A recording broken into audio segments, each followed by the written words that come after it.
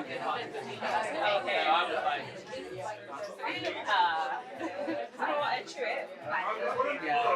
so sorry. Do you mind which one's that? Of course. No, sorry, my bad. Do you want the trip? What are we playing? We're just looking for a red light. I'm calling you now. You're calling me? Yeah. It's all silent. It's all silent. Never mind. We'll turn this up. This is a good song. Anyway, just look behind you guys there. Back there. Oh, do you know where it was? It was back there. On that table. No, it's not there Not anymore. behind you. No. It's on that table. I can't get. It is really on silent, right? Oh, it's on silent. What does it look like? It's on a stick. It's actually red. Oh, It's red. red. Yeah, it's red and it's on a stick. Oh, I'm pretty sure it's next to your map. Is it? Yeah. Sleeping. In my mind's eye. Right, it's sleeping. I'm quite agile, guys. Don't worry. I'm sleeping out.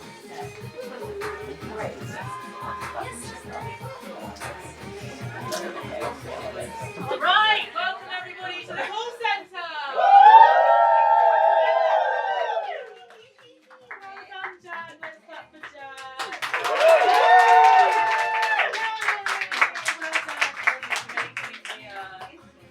So everybody said goodbye to Paris, right? Yeah. Okay, we can swap this over now. I've had nothing to that. Does that say music for you? Yes, it does. Wonderful. Everybody's said goodbye to Paris, right? Bye, Paris. She was cute for a bit. She's got full fringe. Things were happening for me with her. Things actually, lots of things changed. I will get into what changed, but I just thought we should have a moment. There's no coming back from that, is there?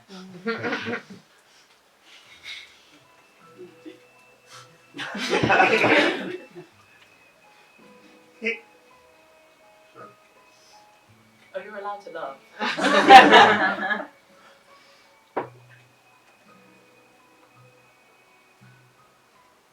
think my slide should skip forward. Oh, yeah. Skips right forward. For anyone that hasn't been, the tech here is really advanced. We're working with an AI-generated generation of a screen. And we're working not just with CDs, but CDs that talk to other CDs in there. There's a lot going on, technically. I'll say that. So, yeah, welcome everyone. My name's Samra, for those that don't know me. Yeah, we've got a few things today. Really, this isn't about me. It's not even really about little Paris here, actually. It's about Evelyn, who I will introduce, but it's going to be a long introduction. And for those that have been, this introduction is supposed to be under 15 minutes, but has been known to go on. And on. And on. My aim for today really is to achieve a sort of 5-act play about my day-to-day life. And I found myself suddenly being called an actor, even though I'm not an actor. I've just sort of been tinkered into it. But I don't mind. But it does make me think, does anyone fancy giving me a tickle? Or does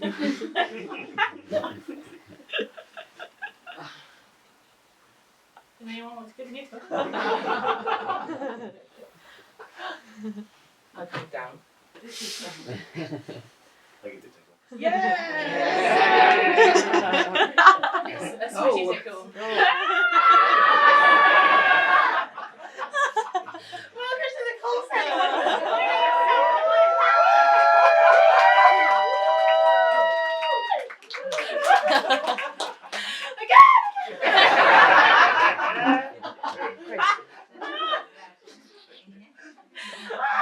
Imagine if I vomited. Okay.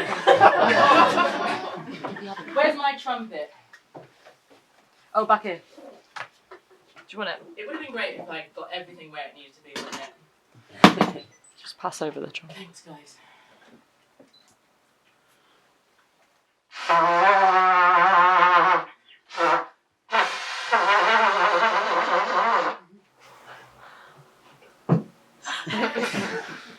This is something I've heard today that made me lol out loud. A person should never show herself to be stranger than she's presumed to be. The true popular people are actually the monotonous ones, the ones who are always themselves. That is, the ones we believe them to be. By Stig Dagerman, From a Moth to a Flame.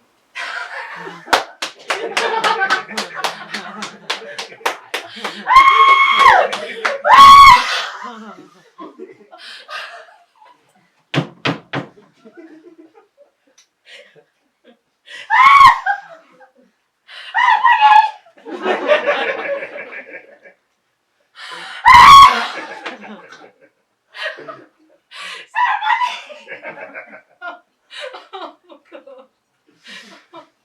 They've been saying such nasty things about me. They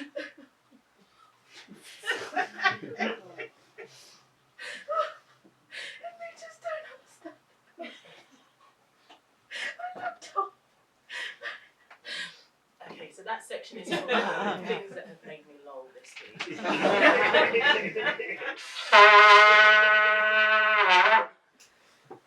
For anyone that has been before, I am professionalising slightly now. I now have clear segments. We have a clear beginning. Yes. Yeah. Right. I've improved, right? The trumpet helps. Yeah. I don't know when I'm going to have to give that back. Very good. I don't know when I'm going to have to give that back, but what are we doing? Correct. Correct. Thank you. Okay, so anyway, the call centre, everybody, is a monthly performance programme dedicated to the voice.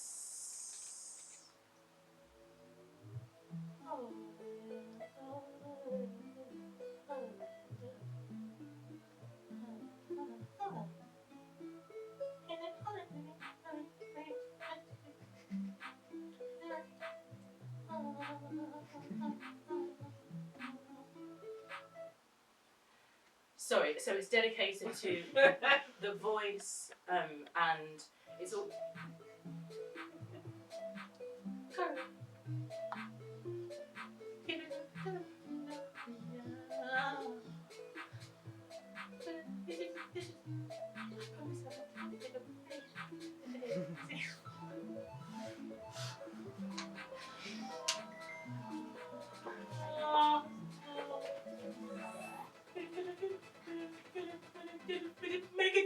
Yeah, so it's no,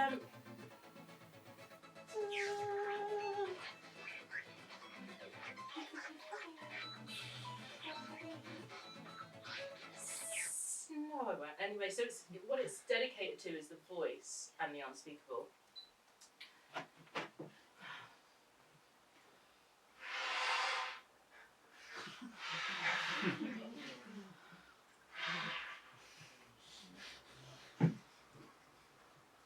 Am I doing what I said I'm doing? Am I doing what I said I would? Am I actually doing what I said I would do? Is what this bit's called. So I started this right because I wanted to have a space where we could write about the voice, and speech, and all the things off I wanted to be off with my mates, some of this mates speaking up and some don't and I don't blame them but they ought to say they ought to say so they ought to say, and if they don't, they get the sack and they get pulled off the stage mid-sentence and then some of us are frozen, we're frozen and that's it, that's all we've got, that's all we're going off. Right, that's it.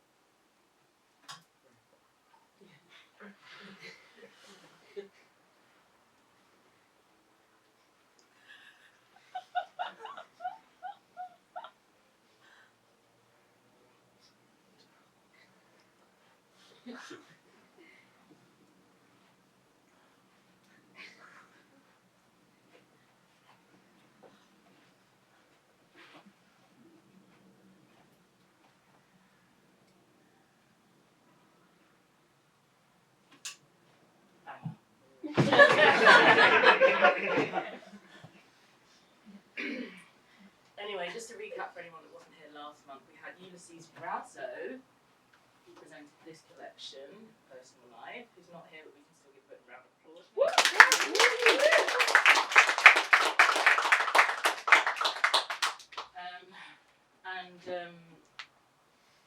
that's it. Just want to put Ulysses' name into the room. Now, have the juicy bit. Let's do the juicy bit.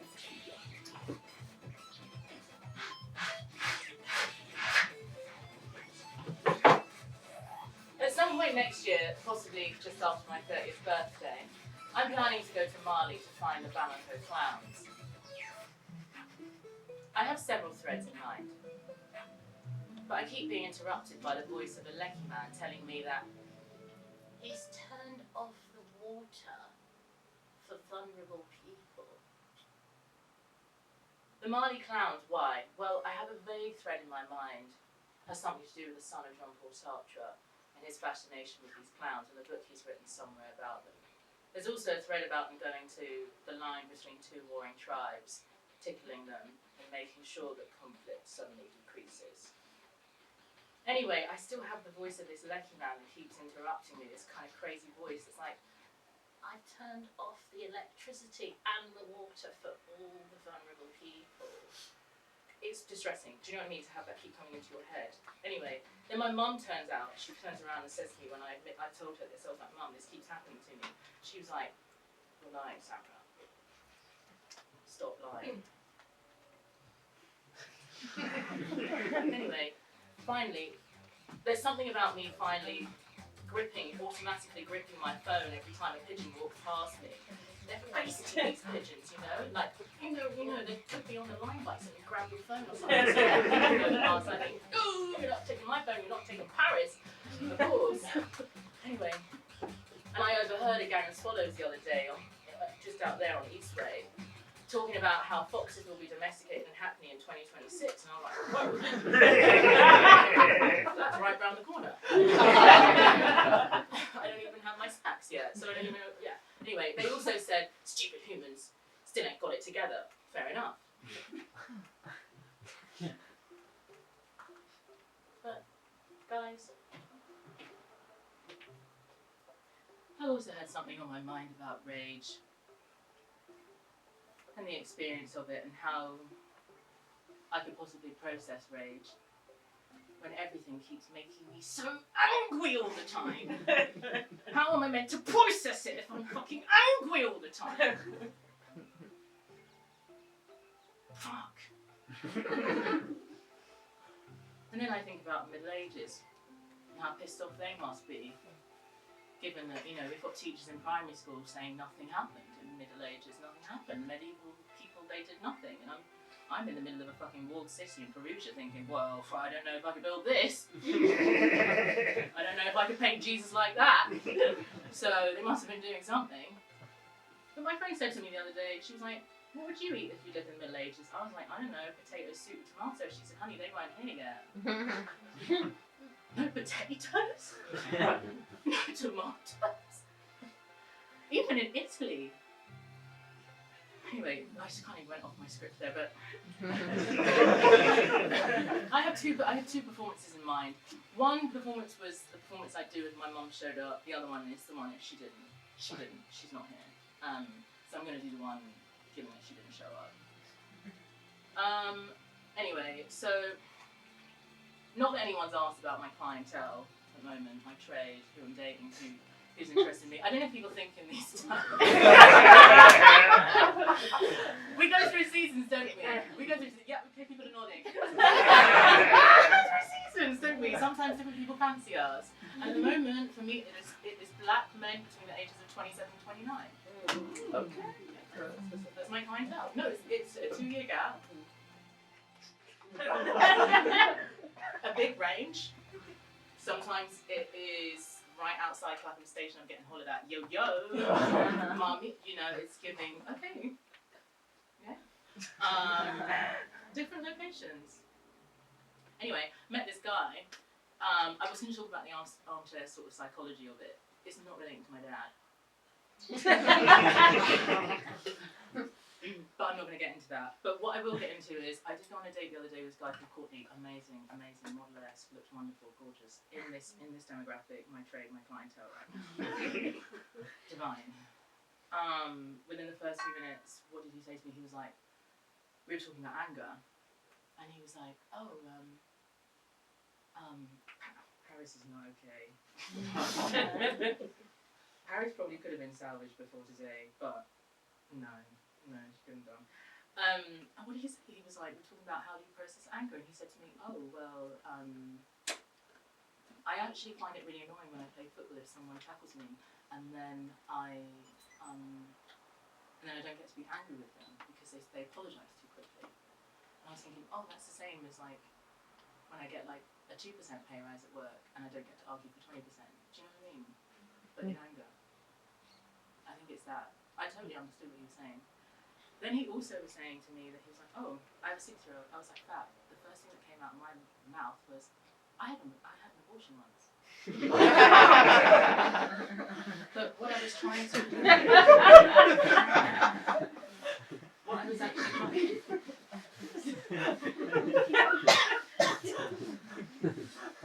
I'm not foul. What I was trying to communicate was I could have had a baby too.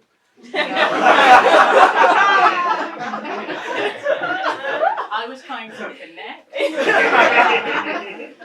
but I chose the wrong. Do we sometimes feel like that? We just the desire really in the gut is to connect, but what came out of my mouth wasn't great.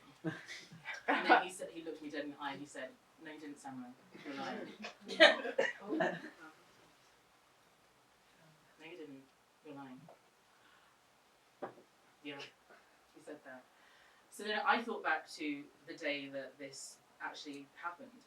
And it was a day that my ex-boyfriend went to work in Paris for Paris Fashion Week. So in lieu of Paris, we have Paris. And yeah.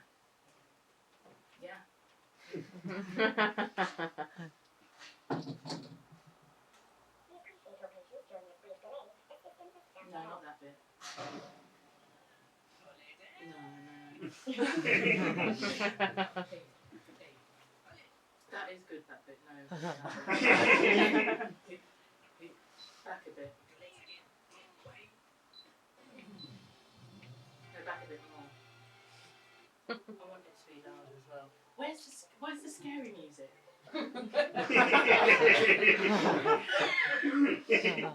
Where's the scary music? I want it to frighten everyone. This one. This isn't scary. Yeah, this one.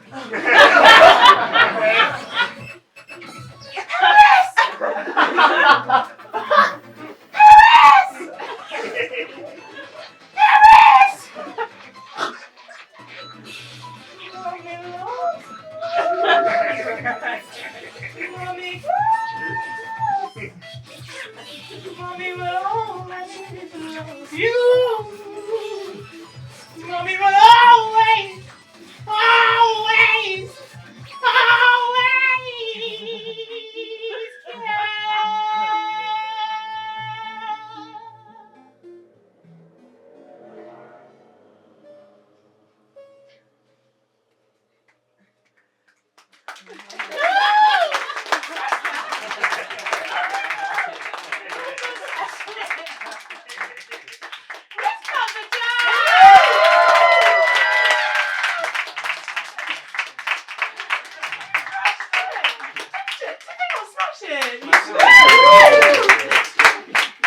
Anyway.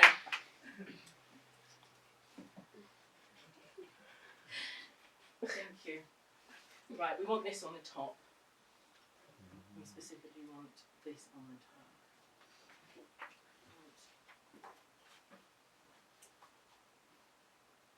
Do you see Evelyn's name? Do you see that?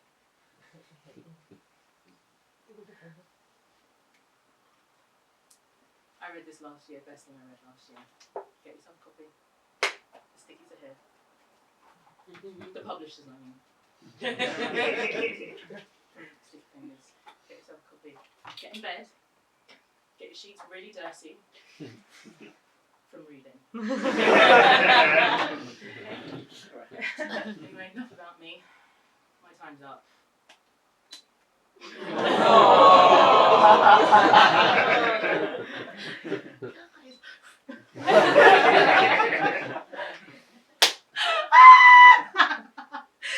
Right, that is enough about me. I'm introducing Evelyn Wh-Ell. I just thought I had a bit of coriander on show, do I? I sort of felt it and swallowed it and thought, oh, it might come back. It didn't. No, this is not about me, it's about Evelyn. Glasgow-based writer and artist. I've not explained what we're doing today, have I? I've not explained it at all, have I? It's okay. I've not. That was the introduction. Then we've got Evelyn. Fab. Then we have a break. Most people come alone or in twos. So mingle, mingle, mingle, mingle. Then we come back. I will try and do something at that point again. Then we have a Q&A, but it's not like a no one will fall asleep. You will not fall asleep. It's giving up. It's giving uppers, you know? No, it's actually giving cold poppers if I had to put the drugs in. It's giving what? I feel great for a minute. That's survived with the Q&A. It's giving serious, well-researched questions, but it's also giving play. There's a game in there that you're going to love! We got a sneak peek, but you don't know what it's about yet. Then we'll do a little karaoke, then we all sing, and then we'll have a little kiki outside. So cute, right? Yeah, okay, cute. It's good to know what we're doing, right? That's good, yeah, okay. Again, enough about me. Back into Evelyn, Glasgow-based writer and artist, who makes work about disappearing acts, doom, the empty promise of self-actualisation, deferred endings, Tom Cruise and Cars. Expect a deep dive into method acting, the paranoid voice, and a very clever karaoke moment. Evelyn is the author of Memoirs of a Child, Plot Hole, How to Escape Yourself Without Even Trying, published in 2022 by Sticky Fingers, who are here in the front. I'm just going to call you out so people know who you are. But before we just have a little tech switching moment. So if you want to just feel this as a seamless thing, there's an option for you. You can close your eyes and I'm going to sing you a lullaby and the challenge is to not fall asleep. Whilst we just do a switcheroo tech. 3, 2, 1, closing eyes. Sleeping babies in Hackney. Sleeping babies in Hackney. Babies in Hackney, changing tech is easy. We love lovely people in the room. That's not the end. Keep your eyes closed, or they can be open if you not sleeping babies very much away. Happy babies eating cake. Almost there, we're done for now. Getting you a little give it up for Evelyn!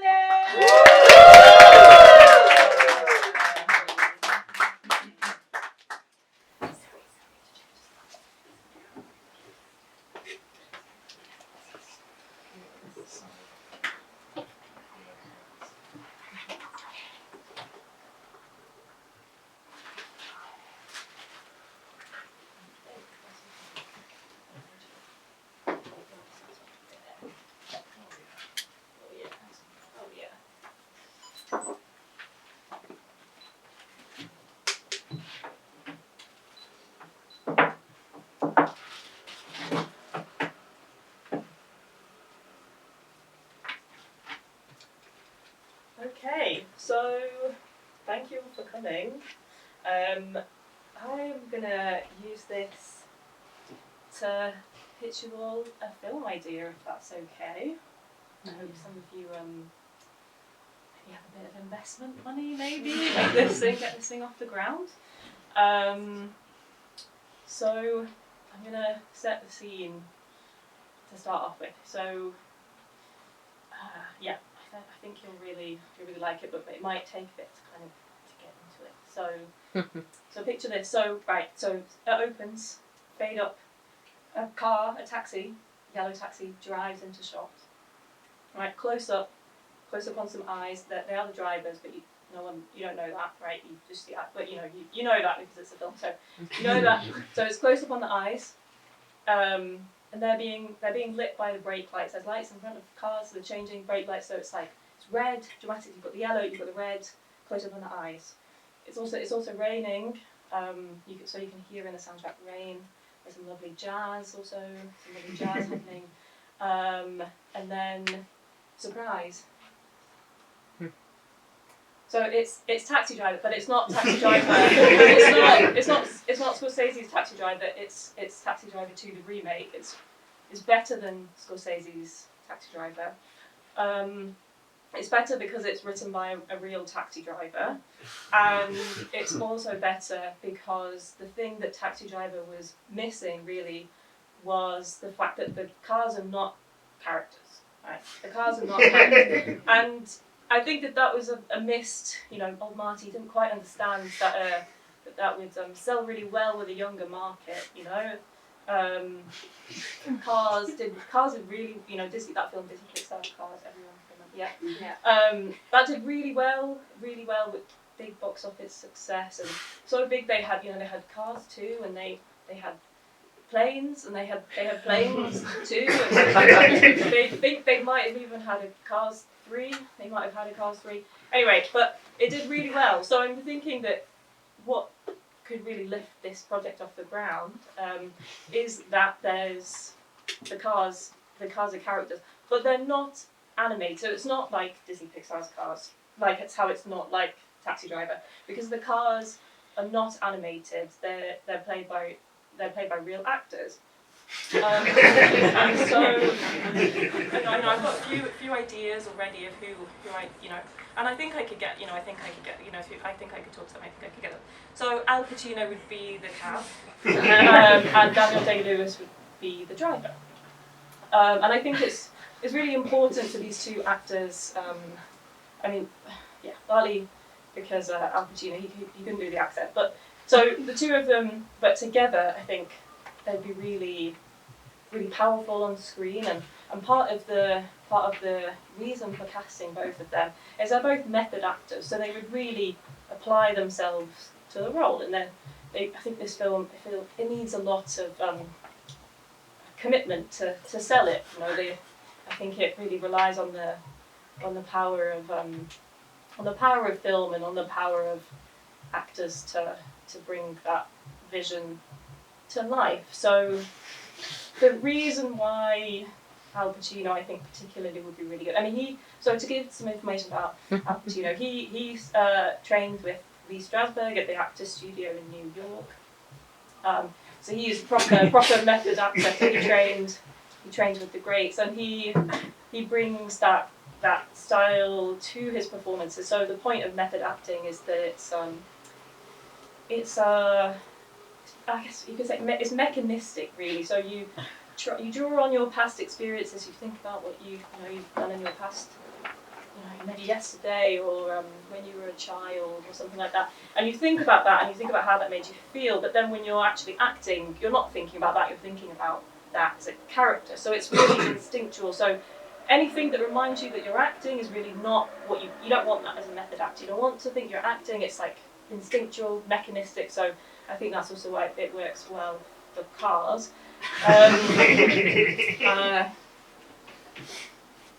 And so there's Al Pacino, but there's also Daniel Day-Lewis, and he didn't train with any of the actors. He didn't train with Strasberg, he didn't train with Stanislavski. His method is a bit like he'll just pretend to be the person for a long time, which is not really. He kind of gives method acting a bad name. That's not really what method acting is. It's not just pretending to be the person. It's a lot more important than that. But I think that the differences between both of them will really create the kind of friction that's necessary to really drive this film forward. And so I think that it's important as well to say that this is not an American film. This is not American. I know that most of the people I'm talking about are American, but it's not an American film. It's really, I see it as a film that's going to revive, like London filmmaking. I think that's really important. And all of American films now, it's all this, all the same Marvel crap, and it's all CGI and. It's all, cut. There'd be no cuts in this film. I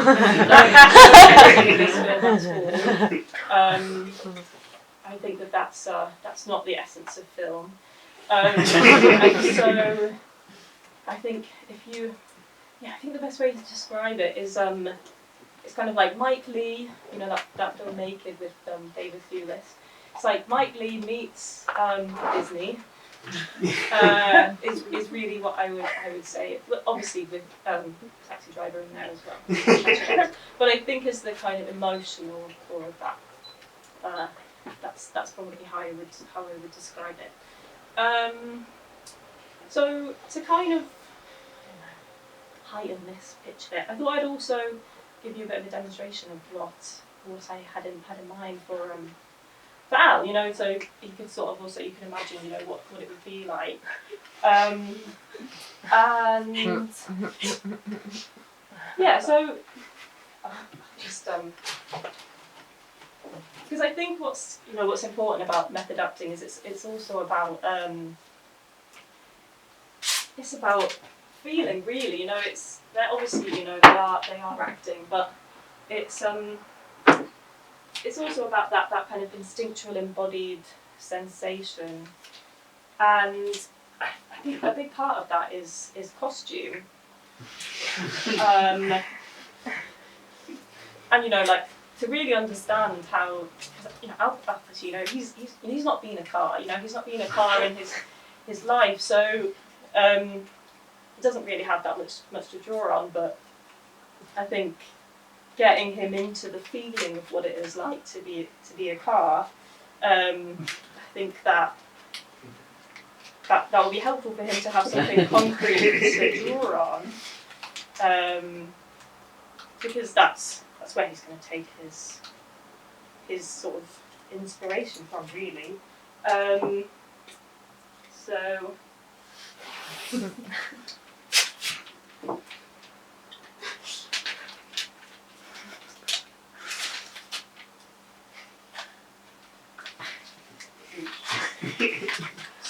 So one of the things as well that I think is important to understand about method acting in this film is that even though I did say that it's not about pretending, it is also about pretending, and I think that that Al Pacino needs to stay in character for the whole film. So he, this will be what he will look like, and I think that's useful to have a bit of an image of what that is. And I think he would be up. I know movie stars now. It's a lot about what you look like, and they don't want to be in films that are bad for their image and things like that. But he's been in all sorts of films. But he played Roy Cohn, so he doesn't really mind about looking bad. And that's, I think, that's where actors get their Oscars, isn't it? So I think that we can imagine that this would be an Oscar-winning film. I think that's not too unachievable as a goal. So another important part of being a car is wheels, right? So I want Al Pacino to really have the feeling of what it's like to have wheels. But it's very different than walking around. And as I said, it's not something that you will have experienced before. So I think it's important to get him into that, really.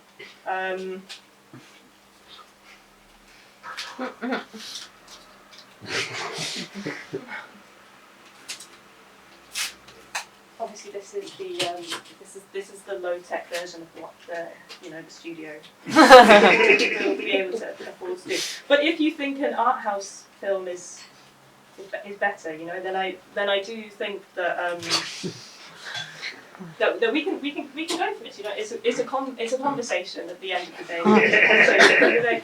And that's what we're here for, to have that conversation. I think it's a dialogue, it's always a dialogue.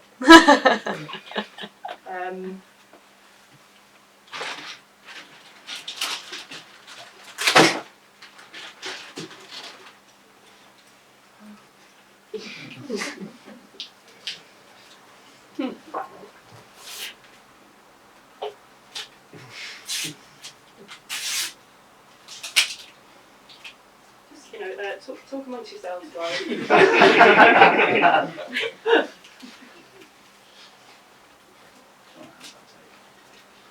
I'm fine.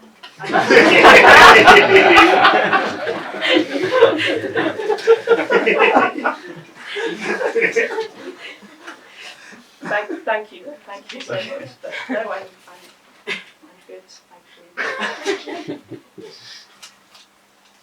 It's hard, because you want the wheels to move, so you need to stick the tape in the centre. But yeah.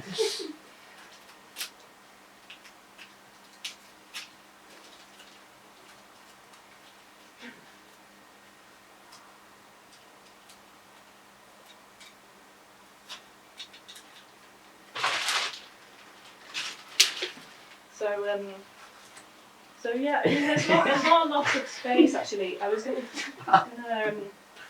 give you a bit of a demo really, but I think I might just.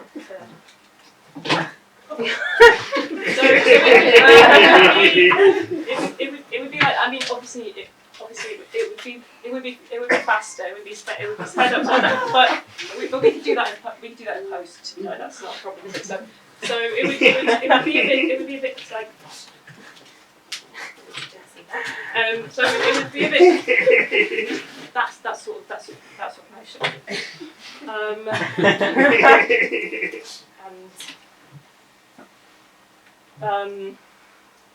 So one of the big problems with thinking about the film, and maybe some of you have already thought of that already. Just a few steps ahead. But so if Al Pacino is the car, then you might be thinking, how does Daniel Day-Lewis get inside? To be the driver, and I'd say good question. And the solution to this is oral sex. So Al Pacino will give Daniel Day-Lewis a blowjob, and then Daniel Day-Lewis is inside Al Pacino for the duration of the ride, of the shift, So that's how in the film that's how that will work, and which is just the film. It's like it's Taxi Driver, it's Cars, but it's also. It's a bit like Bridget Jones' Diary, it's kind of like rom-com, but it's someone, finding themselves and, moving around the city. It's really a portrait of the city as well. But back to Daniel Day-Lewis and Al Pacino. So to kind of get a little vision of that, I'll show you what that would look like as well. So in your heads, keep an image of Daniel Day-Lewis and Al Pacino.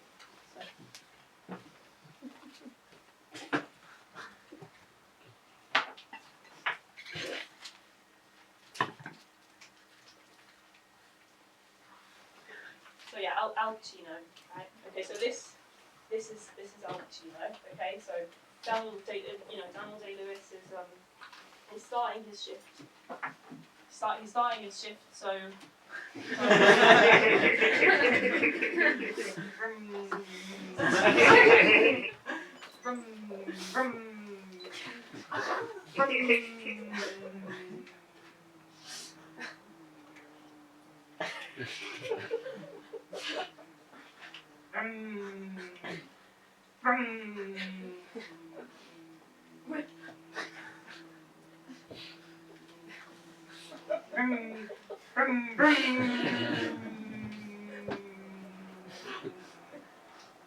It's all in the breath.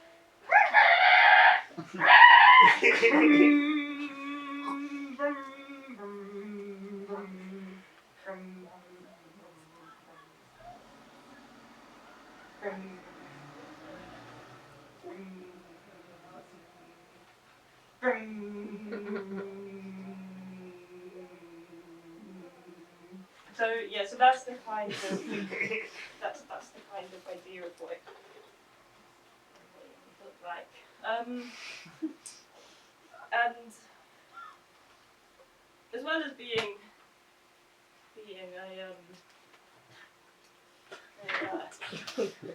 a romantic comedy and a political thriller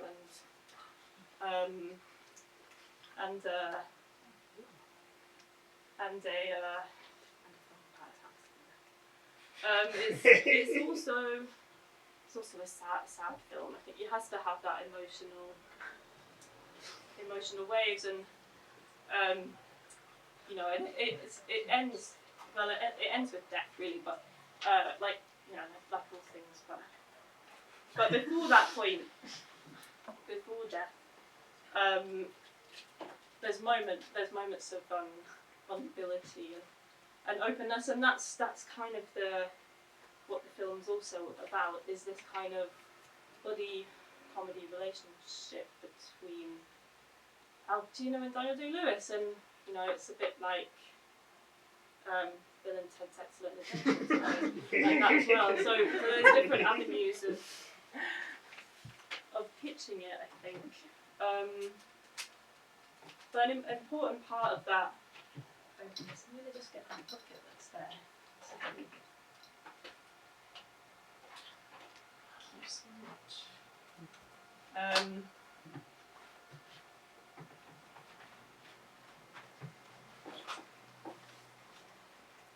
As part of that sort of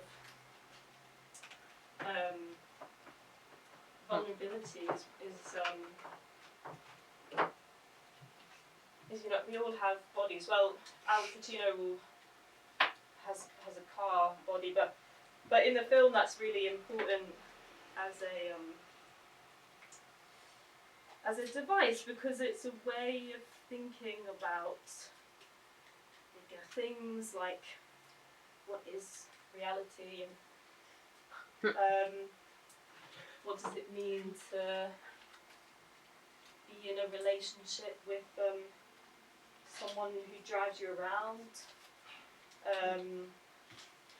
What does it mean to really, you know, move? Or cinema is about movement. You know, moving pictures. That's where that comes from, isn't it? So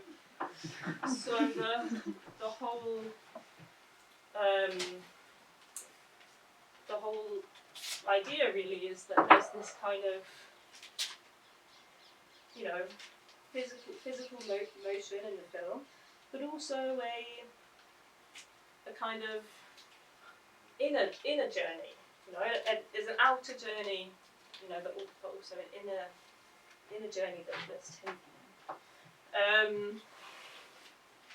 And part of that is through this sort of openness and vulnerability that comes with being a car, and if we think about, you know, that dependency and that fact that, you know, Al Pacino has to rely on Daniel Day-Lewis to take him places, and he has to rely on him to do basic things like, you know, he can't feed himself. You have to be refueled by Daniel Day-Lewis, and so there's this real relationship that's being built between the characters, and that vulnerability. So this is a bit much maybe for a pitch, but there was this film theorist. He was French, and he was called Andre Bazin, and he wrote a lot about film as you know, as part of realism and how it could convey the reality of life. And something that he spoke about was bodies in film being inherently obscene, inherently pornographic. They're just too much because it's too real.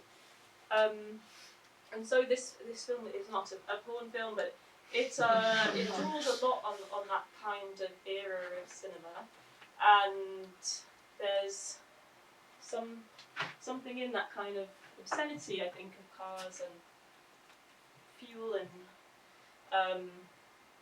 you know, I mean, that's why Crash did so well, isn't it? So